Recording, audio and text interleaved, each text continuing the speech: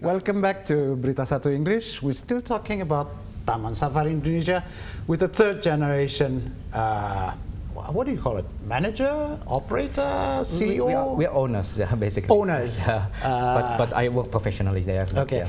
We're talking with Pak Hans. Pak Hans, Taman Safari is, even if you look at the brochure, if you come into the site itself, you always say that it's recreation, it's education, it's conservation. Yep. Can you tell me more about this education concept? I understand the recreational bit very much, but not the education part and the conservation part. I think the missions of the vision of having Taman Safari is to provide educations to the people about caring the animals. Yeah, right. Conservation should be any zoo in Indonesia or all over the world has to do some conservations because we're not exploiting animals. We are actually taking good care of them. Right. So we have to have facilities, people, knowledge. To be able to provide care, provide environment where the animal can breathe and be comfortable. And be comfortable. Yeah. Right. And how do you translate this education bit? Do you go? Do you invite schools? Do you do educational facilities and on-site? We can do in many different ways. What we can do with this, as what you say, is we invite schools to come and to understand or to learn about the animals. Nowadays, we try to do it differently. We educate public through.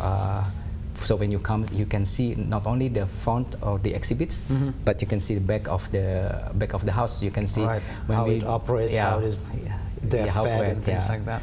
The treatment, for example, you can see how we clean up the tooth of dolphins. Now that's special. Yeah, and we have vets that when they do cleaning, they do a casual talk to people. Okay. And why we clean it, what's the purpose, and what's the purpose of the teeth in dolphins. Is this just for the school kids, or is it open as well to the public? It's for public, so the education is for public. Right. We believe that if we able to educate public to when you get information or you're understanding about the animal, you start to have a feeling to the animal and care you and love of the animal. Well. Yeah. Well, I'm an animal lover. I don't need to go there, but when we speak about education, you also have, like I said, you have people behind it, and you yourself said it is intensive, labor-intensive venture. Where did you get your people? I mean, do you train them? Do you get raw people and then you train the material, the persons, or? Yeah, unfortunately, we don't have school for zookeeper or that comes out from school that capable of doing this. So what we do, we start with the raw materials. Yeah, we call it raw materials, fresh grads, and we train them. A lot of people that we have, for example, for education are coming from English literature, for example, or of biology. So we train them to be able to talk about the animal. And in the beginning, they are not really interested. But once they know the animal, able to touch and understand the animal, they start to feel confidence to talk to the other people. They are become the ambassador of the animal. And do you see problems in getting manpower, in getting the good standard or qualification needed to operate well, absolutely. I think finding good resources is always a challenge, but I think we nowadays there are more fresh grads from the schools that have the raw material that we need. We just have to train them and equip them with knowledge. Is there a sort of a career prospect in a company? Yes, I mean, if I start up cleaning dung, for example, I expect to be in 10 years being behind the desk and telling somebody else to clean the dung, for example. Is there such an avenue for workers, or is it you specialize in a certain animal and that's it for life? The industry is very small, so it means if you go out and try to do something else, it's quite difficult because it's very specialized industry in the zookeeping. But in our company, we create a career path. So if you start, like you said, cleaning the dung, then you can go becomes a keeper, then a senior keeper, and then later on you can be a zoo curator. When curator, you can actually manage populations. You can provide a program, for example, insemination. We do insemination of our rhinos. Right. Some things like that. Yeah. Right. That must be interesting. I myself find that in terms of workforce, once you form them, they're good, but before you form them, it's a very, what is it? It's very hard to operate anything without intensive training, so to say, to get to that level.